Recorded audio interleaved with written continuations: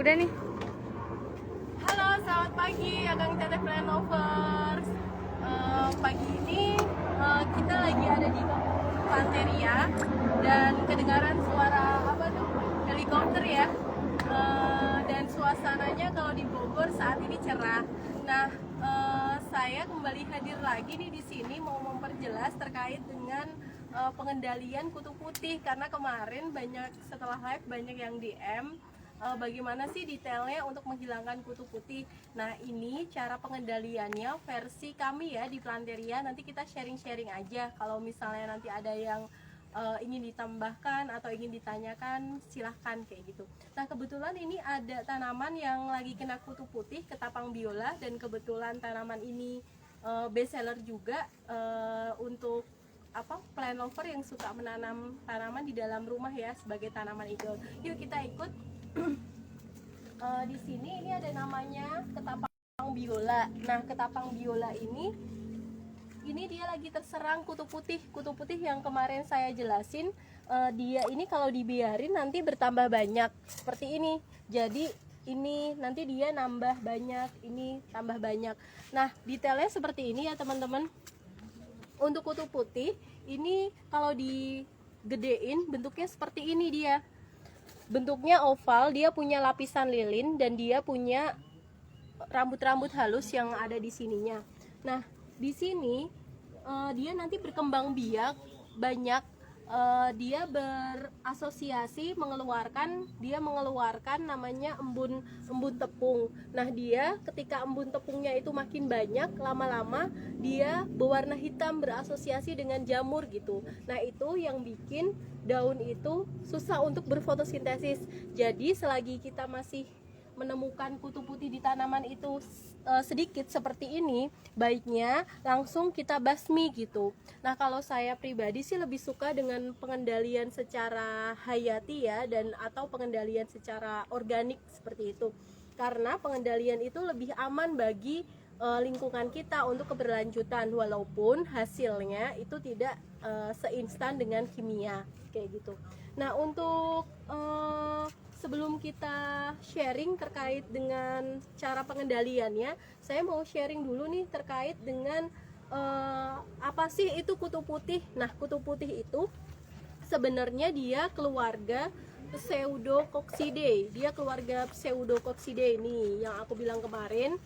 Nah, dia ini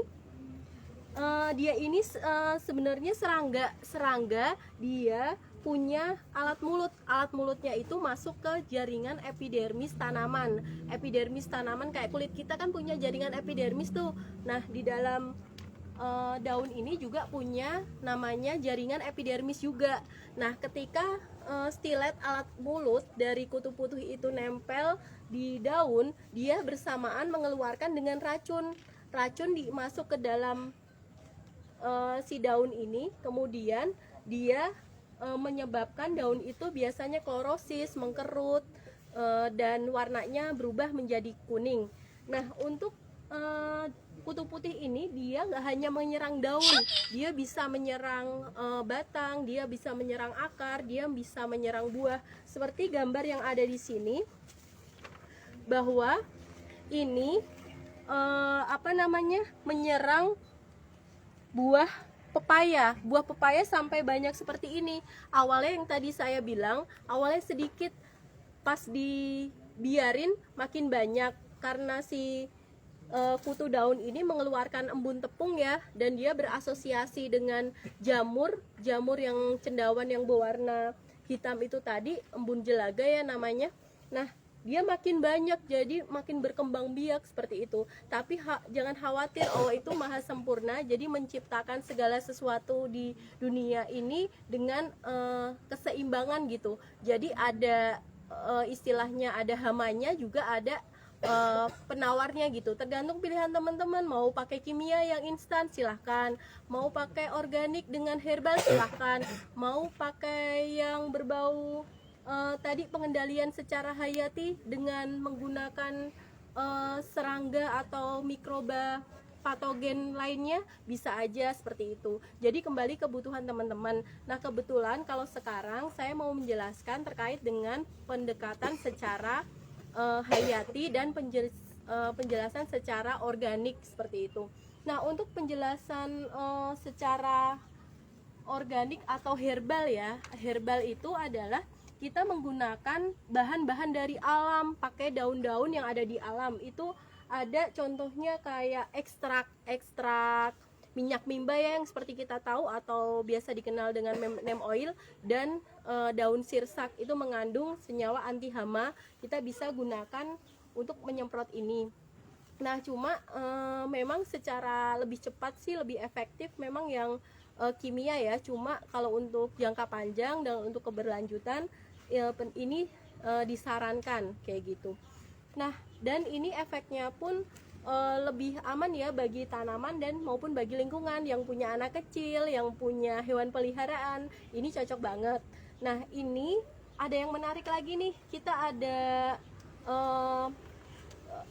mau sharing pengendalian hayati yang menggunakan serangga istilahnya apa ya, kalau misalnya kita punya hewan ini musuh alaminya ini, seperti itu. Jadi Allah udah menciptakan sedemikian rupa sehingga terjadi keseimbangan di dalam muka bumi ini. Nah, untuk ini kita menggunakan senyawa, kita menggunakan bioinsektisida. Nah, bioinsektisida ini, serangga ini dikendalikan dengan cara menggunakan mikroba patogen. Nah, mikroba patogen itu adalah menggunakan semacam jamur atau mikroorganisme yang dia nempel di inang, di kutu putihnya. Jadi kita mekanismenya adalah mikrobanya itu menempel di kutu putihnya ini, sehingga kutu putihnya ini nanti dia lama-lama akan mati. Itu penjelasan singkatnya sih seperti itu, kayak gitu. Dia dengan merusak saluran pernafasan, saluran makanan, dan lama-lama dia akan mati, musnah gitu.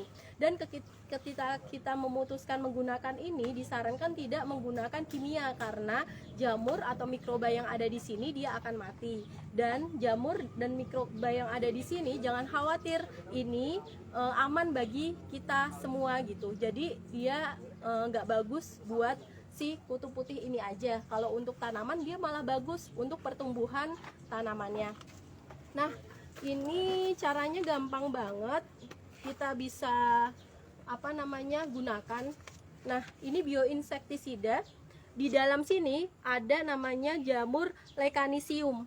Ini menurut beberapa penelitian ini efektif untuk mengendalikan kepik coklat stadia telur gitu. Dan bisa juga digunakan untuk membasmi kutu putih ini, biar kutu putihnya nggak berkembang biak. Tapi memang hasilnya tidak seinstan yang kimia tadi ya, jadi butuh proses step by step. Tapi untuk pencegahan ini cocok ya. Nah, ini caranya gampang banget. Ini kita bisa ini ya, nanti kita potong seperti ini. Terus habis itu kita tuang ke sini. Terus dikasih air, teman-teman. Dikasih air. Setelah dikasih air, nanti masukin ke sini. Masukin ke sprayer ya. Setelah ke sprayer, kita bisa semprot langsung ke tanamannya. Kayak gitu. Langsung semprot ke tanamannya. Nah, kalau misalnya mau hasil yang optimal itu nanti bisa, kalau pengen cepet, kalau saran saya itu nanti bisa disikat, kutu putihnya bisa disikat. Setelah disemprot disikat lagi. Nah, gitu. Nah, ini langsung hilang gitu. Jadi aman teman-teman kalau mau. Ini tipsnya kalau mau pakai organik tapi cepet ya. Seperti ini caranya gitu. Nah, nanti sisanya habis dari yang disemprot-semprot ke sini, disemprot, nanti sisanya bisa dituang aja ke tanah, nggak masalah kayak gitu. Nah, sisanya bisa dituang ke tanah gitu teman-teman caranya. Nah, untuk kalau misalnya mau pendekatan dengan cara herbal ini juga bisa. Ini caranya sama dengan cara disemprot ke bagian yang terkena serangan kutu putihnya ini. Nah ini lama-lama dia kayak gini kalau dibiarin. Ini sengaja kita apa ya namanya, kutu putihnya kita sengaja ada di sini karena emang kita kan buat percobaan ya kayak gitu. Nah ini bisa dihilangkan nanti. Nah kayak gitu teman-teman, gitu. Nah ini nih kalau misalnya yang ke situ langsung hilang kan. Kalau tingkat dia infeksinya masih sedikit, itu cepet banget dihilanginnya. Tuh cuma diginiin udah langsung hilang dengan bantuan ini. Ini ada minyak mimba tuh.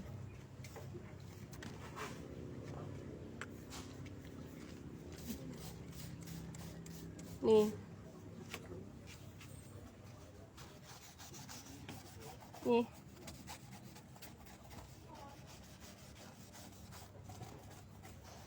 nih jadi bersih kan teman-teman, tuh hasilnya.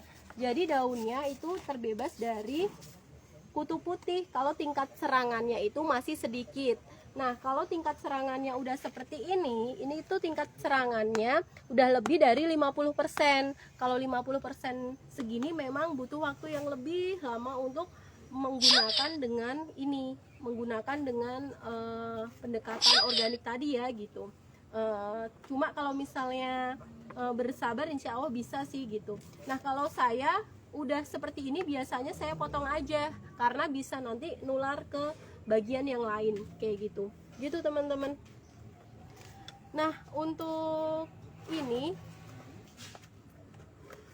di dalam sini itu dia mengandung bakteri Lecanisium. Nah ini udah diuji coba ya berdasarkan hasil penelitian dari mulai tesis, disertasi dan skripsi, banyak hasilnya dan kebetulan efektif mengendalikan kutu putih. Jadi teman-teman nanti nggak usah khawatir kalau misalnya produknya itu menimbulkan efek samping untuk tanamannya atau lingkungannya, insya Allah aman seperti itu. Nah cukup sekian teman-teman sharing hari ini dari Kebun Planteria. Sampai ketemu lagi nanti di live berikutnya. Selamat pagi.